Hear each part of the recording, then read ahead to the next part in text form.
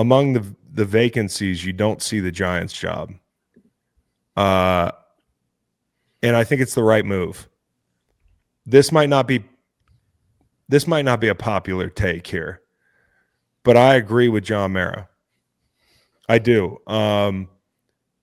He did say, and he's right, Daboll was coach of the year 2 years ago. They won a playoff game with Daniel Jones, didn't they? And the shine has come off Daniel Jones to the point where that's the biggest reason you're going to keep Brian Daboll. And I never felt like Brian Daboll was all in on Daniel Jones. So internally, that matters.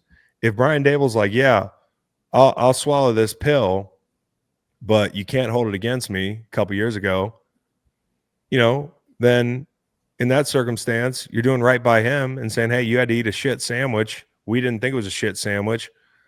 It looked like a BLT to me. It wasn't a BLT.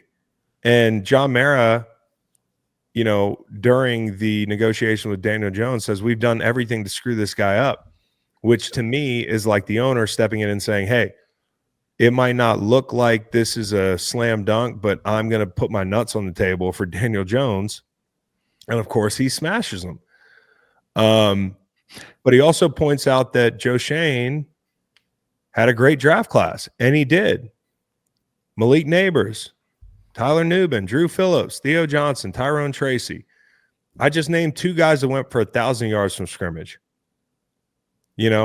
With the quarterback situation being what it was, they brought in Brian Burns. They made a number of other moves in the offseason and free agency. I don't think that it's always the right answer, just fire a guy. And, I also think there's reason to believe that, like, maybe this is one of the jobs that Bill was after. You know what I'm saying? And that this thing was a foregone conclusion for a couple months, and Bill gets wind of it, and he's like, well, I'm going to coach at UNC. I'm not saying I know something. I don't know anything. I'm just throwing shit at the wall.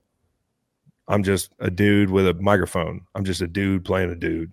How long do you think that leash is for Daboll, though? Is it pretty much like season? It's not long. I think they're going to draft a quarterback, and that quarterback has to look like the right guy. But I do think it's the right thing to do, to say, hey, you two get one opportunity here to get it right, and we have handcuffed you at different forks in the road. I also think the Joe Schoen Saquon thing is pop culture fodder.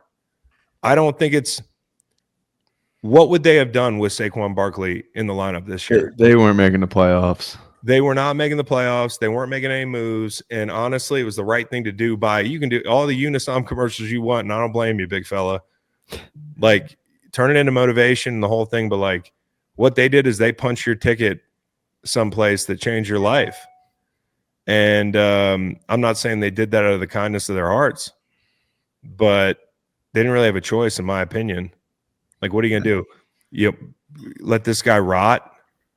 So, I don't have an issue with the Giants remaining in their current form and figuring it out, because they're going to have an opportunity to draft a quarterback, and things can change fast when you draft a quarterback.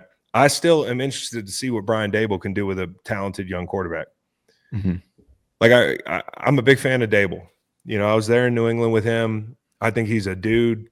He's a hard ass. He's got the New England way, but he can be kind of a regular guy. He can be his own guy. And I believe, actually, relative to a lot of the other assistant coaches, he's got a little bit more in his bag that came out of New England. A lot of those guys try to be Bill.